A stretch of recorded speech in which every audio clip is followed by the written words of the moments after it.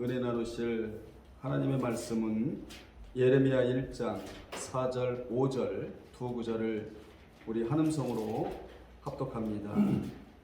시작. 여호와의 말씀이 내게 임하니라. 이르시되 내가 너를 모태에 짓기 전에 너를 알았고 내가 배에서 나오기 전에 너를 성별하였고 너를 여러 나라의 선지자로 세웠노라 하시기로. 아멘. 이 시간에는 소명이라는 제목으로 우리 함께 은혜 나누겠습니다.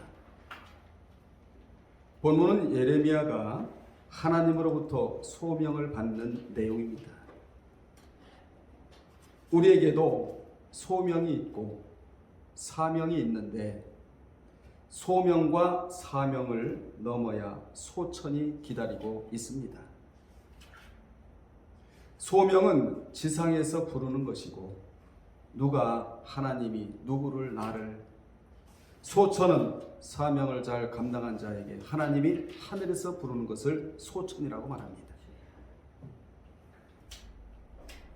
소명과 사명 중간에 무엇이 존재하느냐? 소명과 소천 중간에 무엇이 존재하느냐? 사명이 존재한다는 것입니다.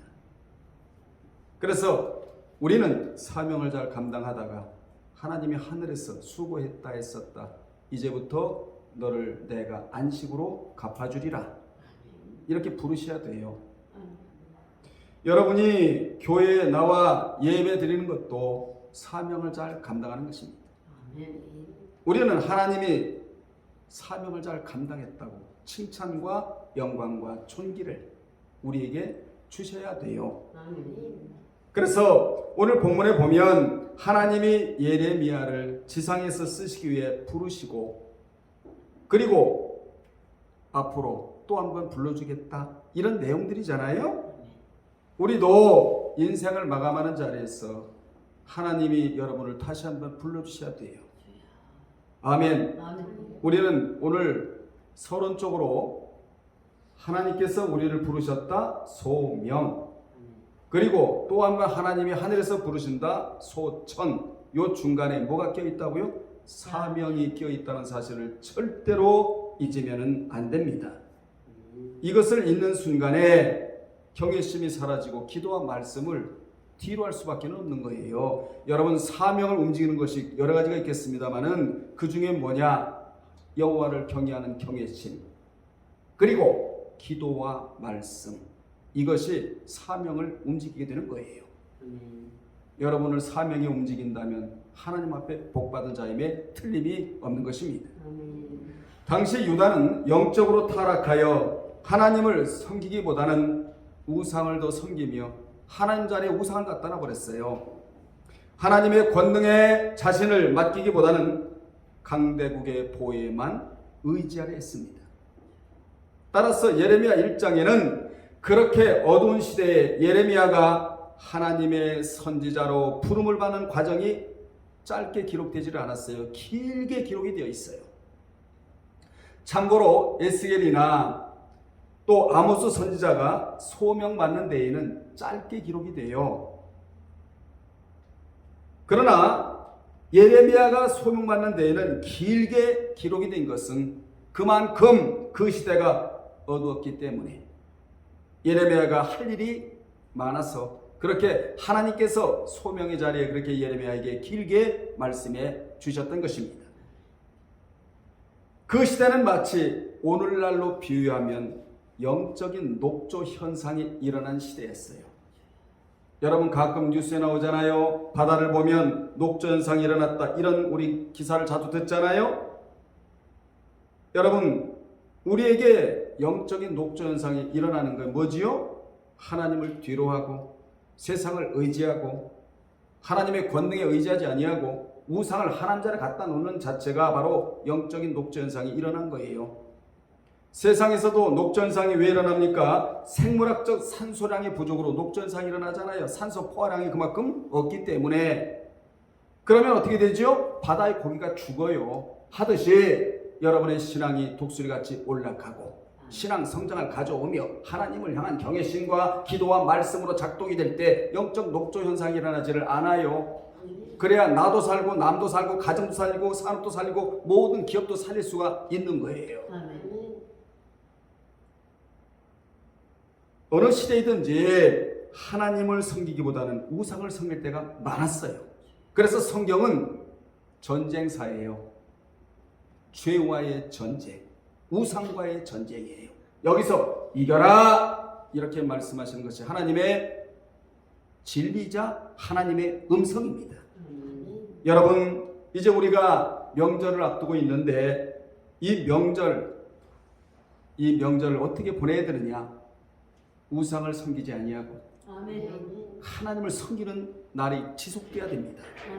1년에 2번 명절 때 우상을 섬기면 1년 동안 영적인 농사진 것이 헛수고가 되고 말아요. 제가 집회를 나가보면요, 가끔 이런 말씀을 전하면서 여러분들이요, 명절 때 제사 지내는 분 솔직하게 하나님 앞에서 손 들어보세요.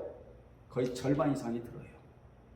이거 하나 해결 못하고 있는 거예요. 지금 우리가, 여러분, 아직까지 우리가 우상에게 아니면 부모에게, 부모는 살아있을 때 공경하라 해요. 아멘. 죽어서 제사 지낸다고 그분이 일어나요? 천만의 말씀이에요. 사람이 딱 죽으면 길이 두 군데밖에 없어요. 천국이냐 지옥이냐 딱 갈라져 버려요. 지옥 간 조상이 제사 지낸다고 올라오겠어요? 아니잖아요. 거의 다 제사 지낸 사람들이 많아요. 이 문제가 아직 해결이 안 되고 있는 거예요. 아직도 제사를 지낸다면 신을 바꾸지 않은 사람들이에요. 여러분, 사망신에서 생명의 신으로 바뀌어져야 천국에 가는 거예요. 아직도 신을 못 바꾸고 있다 이 말이에요. 이게 굉장히 중요한 문제예요. 여러분은 제사를 안 지내잖아요? 적어도 우상 숭배는 안 하잖아요? 우상 숭배만 안 해도 일단 신앙이 성공이에요. 성공 가도로 달리고 있는 거예요. 그래서 우리 모두는 우상을 숭배하지 아니하고 섬길 필요도 없고 섬기지도 않지만 우상의 자리를 척결하고 하나님 모시고 살아야 될 자가 바로 우리라는 사실을 이 시간 기억하시기를 바랍니다. 지금 우리가 부름받아 살아가는 시대도 예레미야가 부름받던 시대와 마찬가지로 어두운 시대입니다. 세상이 어두워요. 세상을 살아가는 사람들의 마음이 어두워요. 환경도 어두워요. 인간 관계도 어두운 것이 틀림없는 사실입니다. 즉, 이 시대는 어두운 터널을 지나가고 있는 시대이다. 이러한 시대를 살아가지만 우리는 누구냐 이 말이에요. 여러분은 누구냐 그 말이에요. 주님이 불러주신 자이다. 이 사실을 잊으면 안 됩니다. 왜 주님이 저와 여러분을 불러주셨느냐? 이유가 있기 때문에 불러주셨다. 그 이유가 무엇이냐? 이 세상에서 감당해야 할 사명이 있기 때문에 우리를 불러주셨다는 겁니다.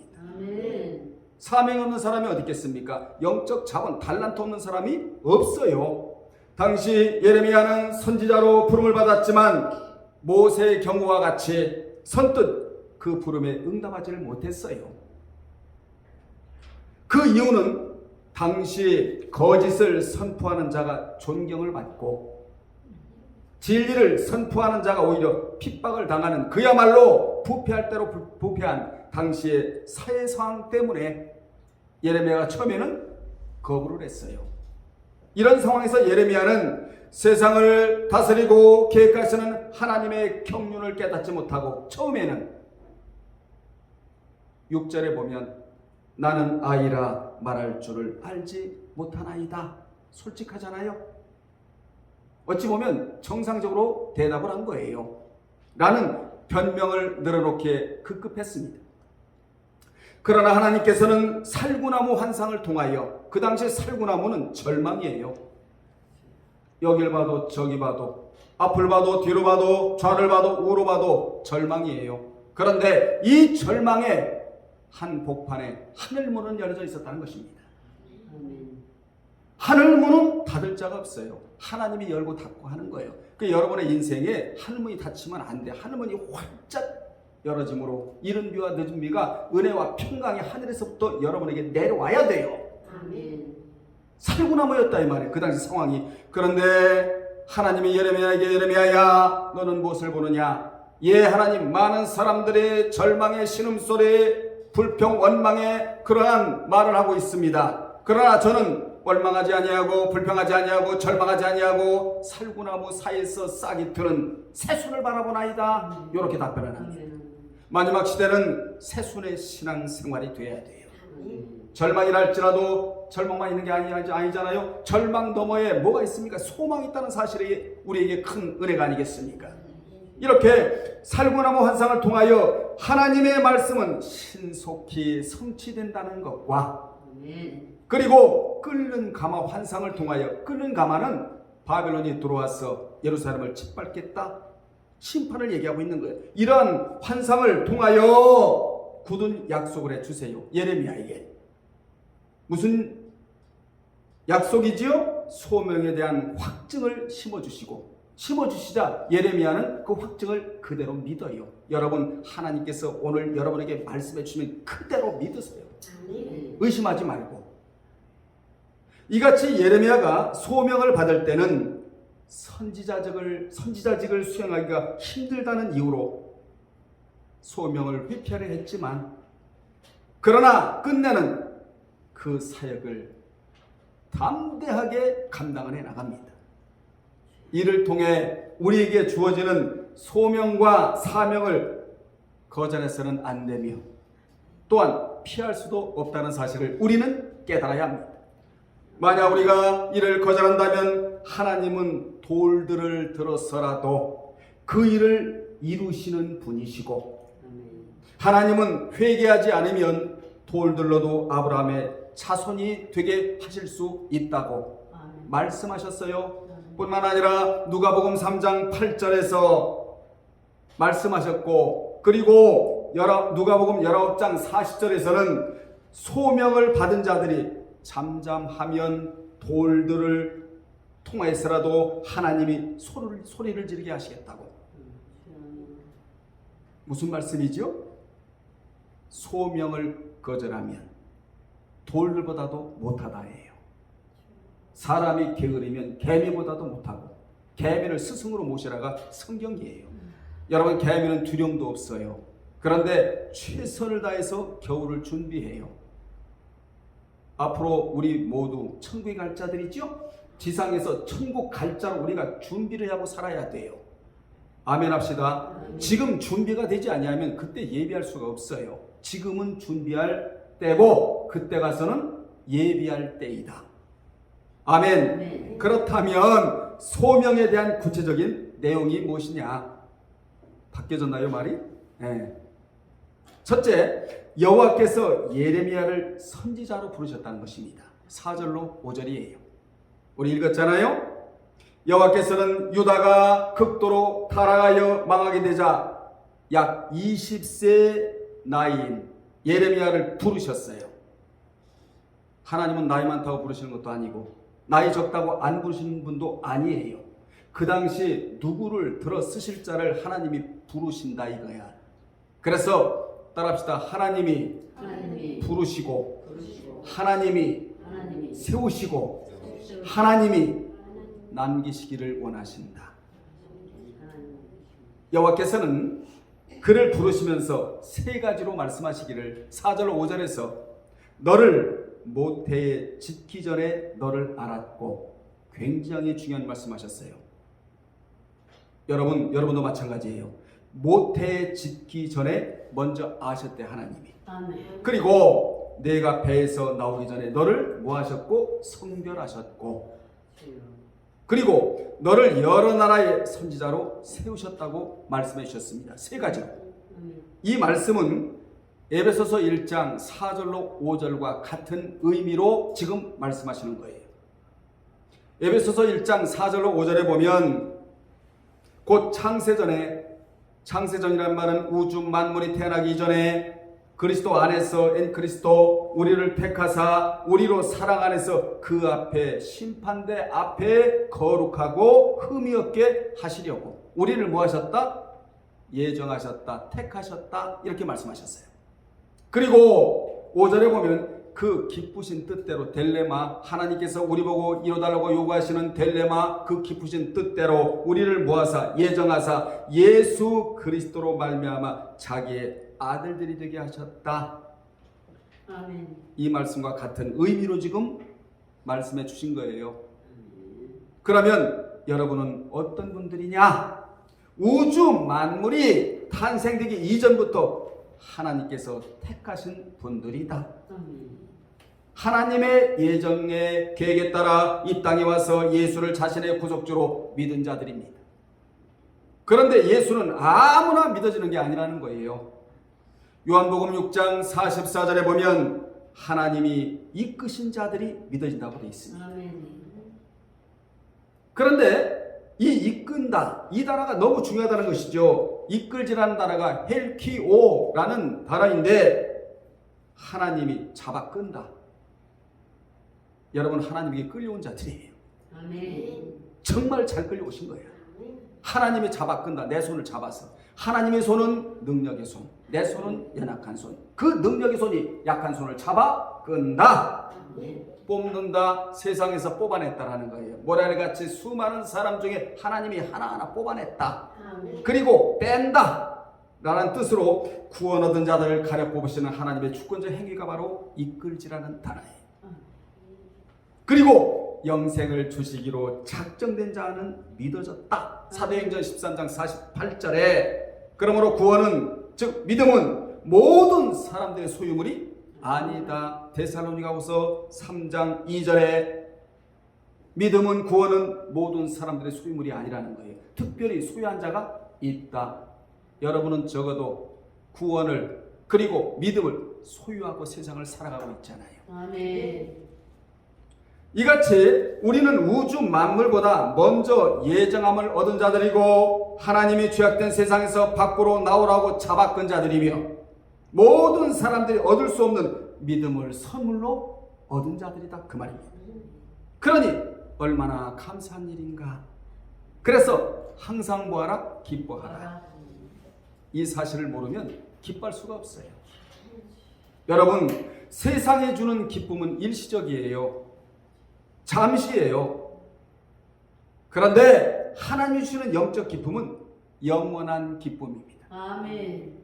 이 기쁨은 누가 만들어주질 않아요.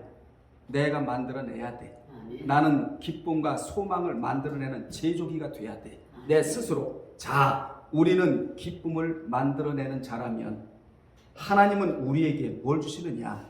기쁨을 제공해 주시는 분이시다. 아멘. 아멘. 하나님이 주시는 기쁨은 보통 기쁨이 아니고 영적인 기쁨인데 그 내용이 이사야 58장 13절로 14절에 정확하게 나와요. 거기 보면은, 어디 보면은 13절에 보면 세 가지를 하지 아니하면 14절에 세 가지를 그대로 주겠다, 행위언약이에요. 아멘. 안식일에 발을 금하지 아니하고 오락을 행치 아니하는 대신에 여호와 안에서 마음의 즐거움, 즉 영적인 즐거움을 주겠다라고 약속해 주셨어요. 아멘. 아멘. 그리고 여호와의 성의를 존귀한 날로 여기는 대신에 여러분, 이보다 더 존귀한 날이 어디 있겠습니까? 안식일이요, 성일이요, 주일이요, 주님이 부활하신 날이요. 이 날처럼 중요한 날이 어디 있겠습니까? 이 날을 존귀한 날로 여기는 대신에 땅의 높은 곳에 올리는 지위의 복을 주시겠다, 이렇게 말씀하셨어요. 아멘. 아멘. 여러분의 지위가 점점 올라가기를 바랍니다. 아멘. 차장에서 부장으로 올라가고, 부장에서 또 누구로? 이사로 올라가고, 이사에서 전무로 올라가고, 상무로 올라가고, 물론 상무 위에 전무지만 사장으로 올라가고, 회장이 나올지 어떻게 알아요? 아멘. 모르는 거예요. 하나님이 하시면 하시는 거예요. 아멘. 하나님에게는 몇 방이 있다? 한 한 방이 있다는 거예요. 그게 성경에 즉시 곧 이런 단어가 여러분, 하나님에게는 한 방이 있다는 내용이에요. 또한 주의 날을 거룩히 지키면서 사사로운 말을 하지 않을 때 야곱의 기업인 물질의 복을 주시겠다고 분명히 약속해 주셨어요. 아멘. 이 세 가지 복이 바로 주일을 주일답게 지키는 자에게 주시는 하나님의 축복이다. 네. 아멘. 두 번째, 예레미야는 선지자직이 너무나 힘든 이름을 알았다는 겁니다. 6절에서 이 일이 쉬운 일이 아니었어요. 너무나 힘든 이름을 알았답니다. 그는 참된 선지자의 일이 너무나 힘든 이름을 알았기에 하나님이 부르시자 여러분 뭐라고 답변해요? 슬프도소이다. 주 여호와여 보소서 나는 아이라 말할 줄을 알지 못한다고 솔직하게 답변을 드립니다. 사람은요 하나님 앞에서도 솔직해야 되고 사람 앞에서도 솔직해야 돼요. 아멘. 솔직은 영적인 능력이에요. 아멘. 정직도 영적인 능력이고 그는 당시 상황으로 보면 그가 할 일이 너무나 힘든 일이었기에 이 같은 답변을 드렸고 또한 제사장이었던 아버지 hil기야가 제사장 일을 할 때 그 일이 너무나 힘들었던 모든 과정을 보았기 때문에 그 길을 자신은 갈 자신이 없다고. 아버지를 보니까 올라가는 목사님이잖아요. 너무나 연단받고 힘든 그런 과정들이 너무나 많았는데 그 과정과 그 힘든 모든 시간대를 내가 보았기 때문에 나는 그 길을 갈 수가 없다고 이렇게 말을 했어요. 얼마나 솔직합니까? 그는 자신의 아버지가 비운의 장소라고 하는 아나돗의 제사장 일을 할 때 수많은 연단을 보았기에 그 일을 못한다고 답변을 드렸어요. 예레미야의 집안은 제사장의 집안으로 그 아버지는 하나님을 섬기는데 전무한 사람이에요. 사랑하는 여러분들, 하나님 섬길 때 반심으로 섬기지 말고 전심으로 마음과 뜻과 생각과 성품과 그리고 목숨까지 다하여 주 너의 하나님을 사랑하라 이러셨으니까 전심을 다하여 무슨 일을 한다 할지라도 전심을 다하여 하나님을 섬기기를 주의 이름으로 축원합니다. 여기서 중요한 사실은 그 아버지에게서 그 아들이 위대한 선지자로 부름받았다는 것입니다.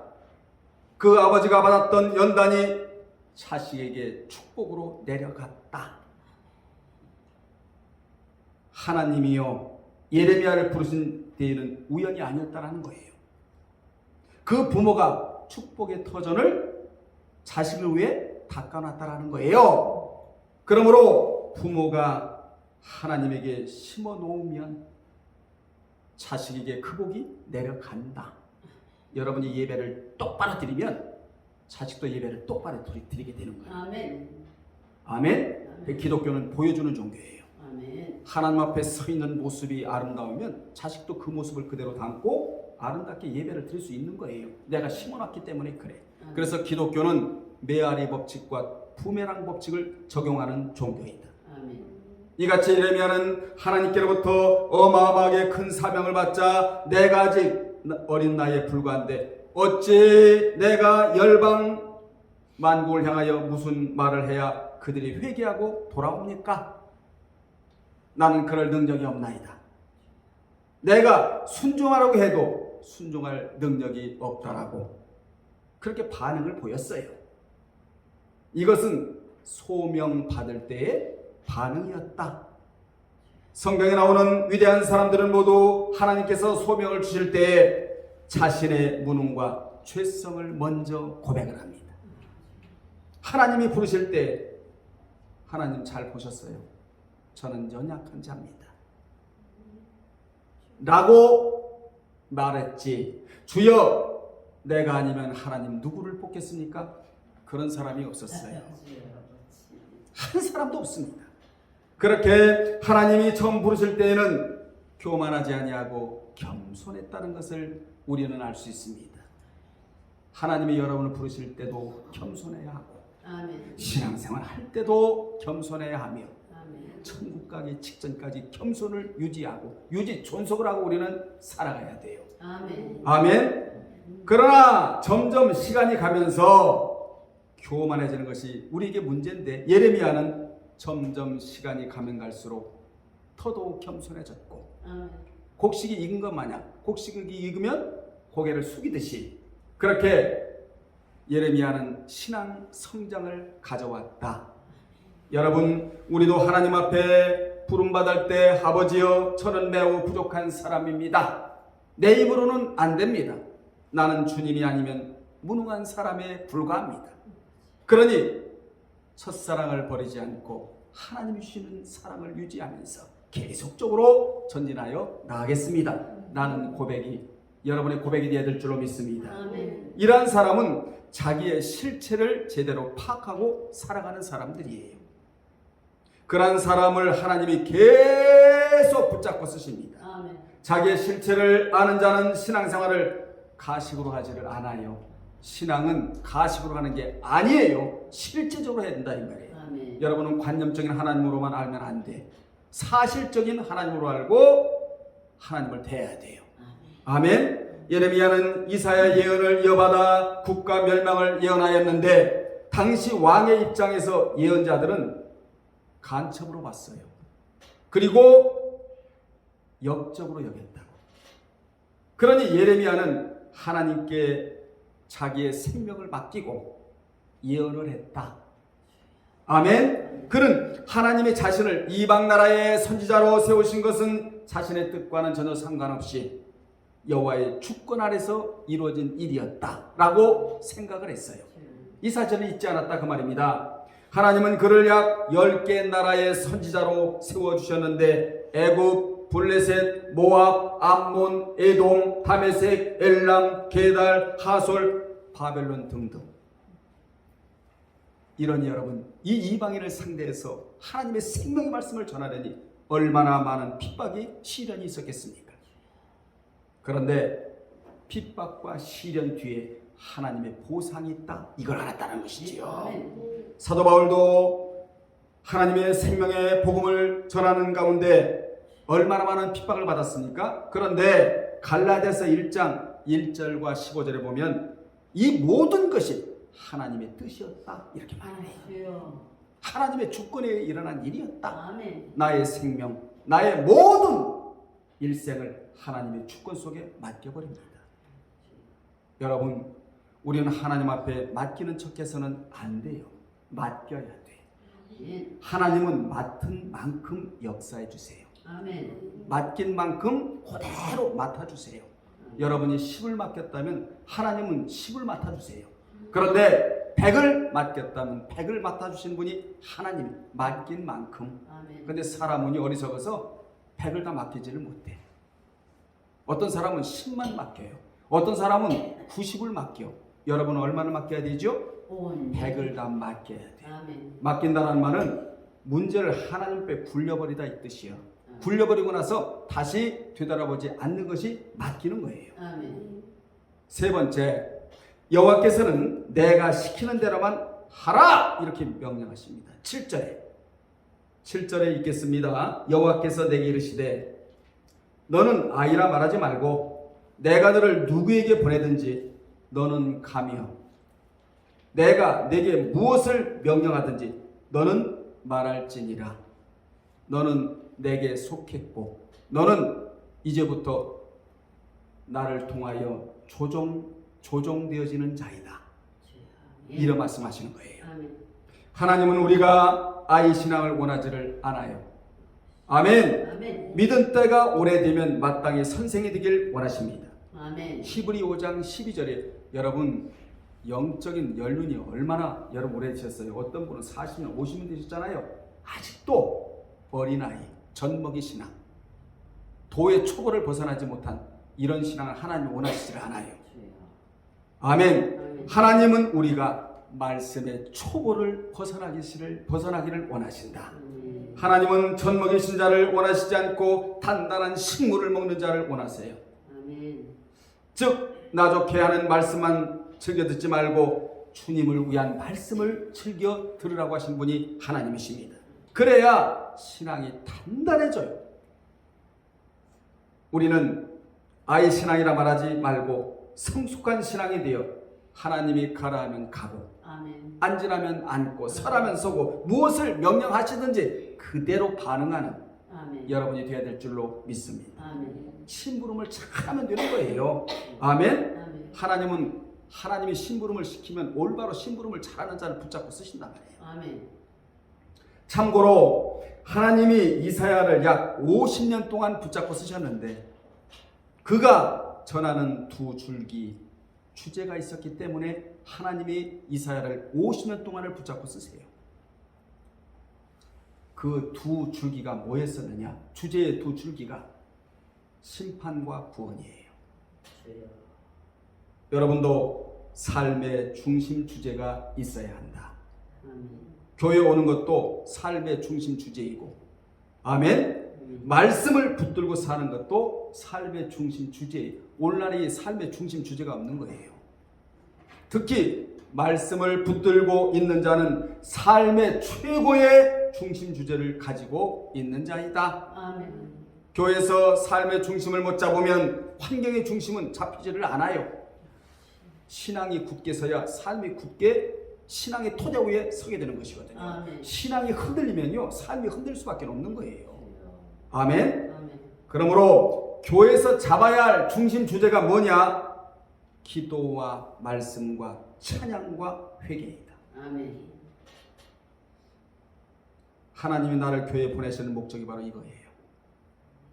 교회에 와서 이 네 가지를 충실히 감당하고 오면 살 길이 열어집니다. 아멘. 따라합시다. 살 길이 열어진다. 살 길이 열어진다. 삶의 중심 주제가 무엇입니까? 여러분은 교회 오는 목적이 무엇입니까? 살아가는 목적이 무엇입니까? 하루 24시간을 살아가는 목적이 무엇입니까? 삶의 주제가 있어야 된다는 거예요. 삶의 주제가. 아멘. 아멘. 아침에 일어나면 생명과 호흡과 만물을 지켜주신 하나님을 찬양하나이다. 아멘. 십자가를 지었습니다. 그 다음에 이기셨습니다. 이것이 다 삶의 중심 주제가 되어야 된다 이 말이에요. 아멘. 이게 반드시 있어야 돼요. 아멘. 아멘. 그래야 살 길이 열어져요. 아멘. 하나님께 돌아오는 자는 살 길이 열어집니다. 아멘. 이사야는 하나님은 죄에서 돌이키고 구원에 이르게 하신다는 메시지를 줄기차게 전했기에 그를 오랫동안 붙들고 쓰셨어요. 아멘. 그는 대략 20세의 나이에 선지자로 소명을 받아 궁중 목회를 하면서, 여러분 궁중 목회 왕들을 상대로 해서 목회하니까 얼마나 힘들었겠습니까? 유다 왕 우시야, 요담, 아하스, 히스기야 등 4대에 걸쳐 약 50년 동안이나, 그 중에서도 특히 예루살렘을 중심으로 해서 활동을 한 자가 이사야 선지자였습니다. 예레미야는 자신의 가슴에다 하나님의 심장을 담고, 주여. 여러분 가슴에 뭐가 있어요? 미움이 있습니까? 다툼이 있습니까? 절망이 있습니까? 여러분의 가슴에 무엇이 있습니까? 예레미야의 가슴에는 하나님의 심장이 있었답니다. 주여. 이 심장을 담았고, 눈에는 하나님의 눈물을 담고, 가슴에는 하나님의 심장을 담고, 눈에는 하나님의 눈물을 담고, 약 40년 동안 쓰임받은 인물이 예레미야예요. 그래서 그를 일명 눈물의 선지자라고 우리가 부르잖아요. 그는 하나님에 대한 영적 감수성이 아주 예민한 자였다. 그는 죄악을 심판하시려는 공의의 하나님과 그 심각성을 깨닫지 못하는 둔감한 백성 사이에서 내적 갈등을 하면서 탄식을 해요. 눈물을 흘리면서, 아버지요 어떻게 해야 됩니까? 심판이 기다리고 있는데 이들은 지금 영적으로 완전히 둔감한 상태에 있으니 이를 어찌하면 된다는 말입니까? 아버지요, 이 일을 해결해 주실 분은 하나님밖에 없나이다. 제가 이 둘 사이에서 갈등을 하고 있다고 탄식을 했어요. 오늘날에 이 탄식 기도가 없어져 버린 겁니다. 이 나라를 어찌 이대로 내버려 두십니까? 이게 탄식 기도예요. 아버지, 우리 가정을 이대로 내버려 두서는 안 됩니다. 우리 자식들을 이대로 내버려 두서는 안 됩니다. 나를 이대로 내버려 두서는 안 됩니다. 하나님이여. 이 탄식 기도가 사라진 지가 오래돼 버렸어요. 나의 눈을 하나님 눈 밑에 두면 탄식이 나와요. 내 눈을 사람의 눈에 맞추면 원망이 나와요. 저 사람 저렇게 잘 사는데 나는 뭐라? 우리는 원망할 자가 아니라 탄식할 자인데, 아멘. 영적으로 탄식하는 자들에게는 하나님이 그 탄식을 기도로 처리하여 받겠다는 것이거든요. 탄식을 했대잖아요, 예레미야는. 그러면서 예언을 하는 거예요. 이런 측면에서 예레미야는 신약의 예수 그리스도를 예표하는 인물로 세상을 보시고 애타셨던 예수님을 대표하는 인물이기도 해요. 지금 이 시대는 어떤 시대냐? 피리를 불어도 춤추지를 않아요. 애곡하여도 가슴을 치지 않는 시대예요. 즉 구원의 말씀을 선포해도 들으려고 하지도 않고 감사할 줄 모르고 기뻐할 줄도 모르고 감흥이 없는 시대가 바로 오늘날의 여러분이 사는 시대입니다. 뿐만 아니라 세상을 보면 슬퍼하고 통곡할 만한 환경인데도 슬퍼하거나 애통이 없어요. 즉 회개를 잊고 사는 시대가 바로 이 시대이다. 주님은 너무나 안타까우셔서 예루살렘의 딸들아, 즉 이스라엘의 백성들아, 나를 위하여 울지 말고 너희와 너희의 자녀를 위해서 울어라. 여러분의 눈에 주의 눈물이 고였기를 바랍니다. 여러분의 가슴에 주의 심장이 있기를 주 이름으로 축원합니다. 이런 뭐가 나온다고요? 탄식이 나오는 거라. 탄식이. 위정자들을 미워할 것이 아니라 하나님이요 위정자들 속에 들어가 있는 정사형을 빼주셔서 우리 하나님의 나라를 돕게 하시고 모두 다 영적으로 물들게 하시며 하나님을 두려워하는 가운데 청취를 하게 도와주시옵소서. 이렇게 기도해야 하나님이 손을 쓰시지 미워하고 원망해서는 안 될 사람들이 바로 우리라는 것입니다. 왜 그렇습니까? 성경의 위정자들을 위하여 기도하라고 분명히 말씀해 주셨기 때문에 최고의 역사를 바꾸는 것은 기도다. 아멘. 기도는 뭘 만들어내요? 기적을 만들어낸다는 기적을.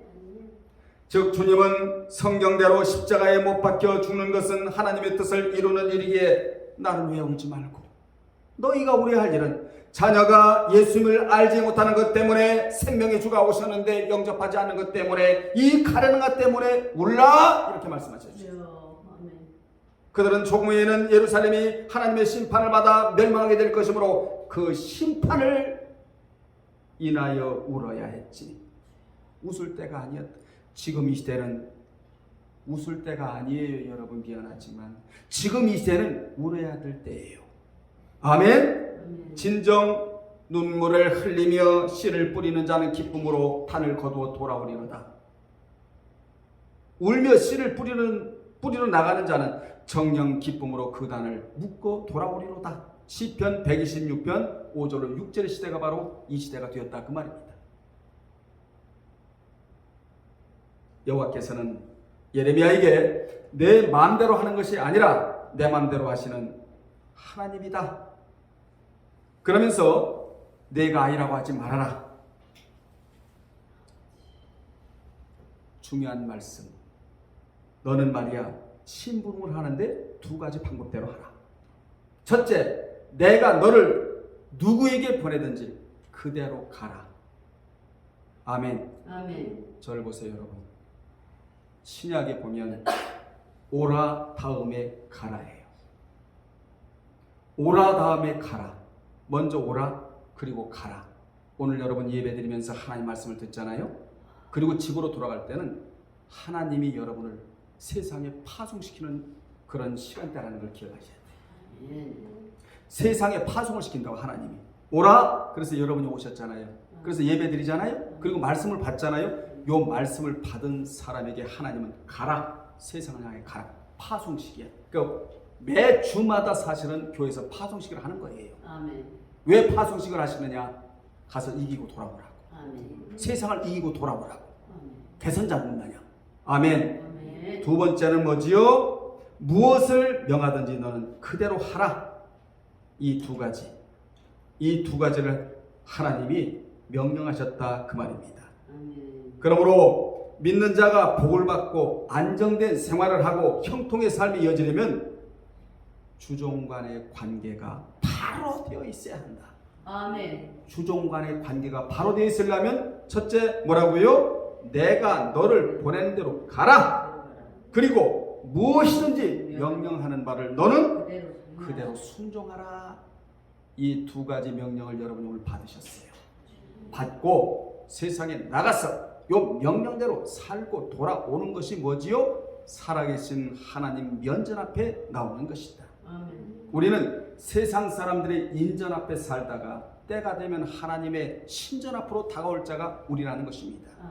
네 번째, 너는 핍박자들로 인하여 두려워하지 말라고 8절에서 말씀합니다. 참종인 예레미야가 백성들에게 여호와의 심판과 저주 지은 죄를 회개하라고 절하면 핍박은 당연한 것이지요. 사명을 감당해 나가려면 여러 가지 시련과 핍박과 어려움이 있기 마련입니다. 그리할지라도 하나님은 그것을 두려워하지 말고 담대히 뭐하라? 나가라. 아멘. 아멘. 하나님은 아무리 큰 환난이 있을지라도 나를 힘입어라. 사랑하는 여러분들, 하나님을 힘입고 사세요. 아멘. 나를 힘입으래요. 하나님이 내가 반드시 함께 해주며 지켜줄 것을 믿고 아멘. 두려워하지 말고 담대히 나아가 나의 명령대로만 살아라. 아멘. 당시 예레미야는 거짓 선지자들이 울거리는 상황에서 진리를 전하는 것이 결코 쉬운 일이 아니었지만 여호와께서 가감없이 전하라 하시니까 담대히 전했는데, 왜 그렇게 전했느냐? 담대히 전하면 하나님께서 책임져 주실 것을 그대로 믿었기 때문이다. 아멘. 하나님이 여러분의 삶을 책임져 줄 수 있는 그런 신앙생활을 하세요. 아멘. 하나님의 말씀을 그대로 전한 예레미야가 나중에 체험한 바를 예레미야 20장 11절에서 고백을 합니다. 거기 찾아보세요. 여러분. 우리에게도 이런 때가 와요. 여러분의 삶이 지금 여의치 않습니까? 힘듭니까? 어렵습니까? 이기세요. 소망을 가지세요. 아멘. 하나님의 말씀대로 사세요. 아멘. 그러면 이런 때가 와요.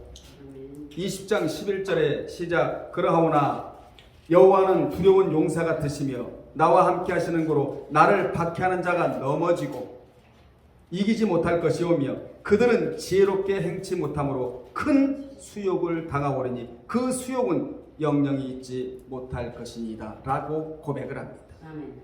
이제 예레미야는 두려움의 대상이 바뀌었어요.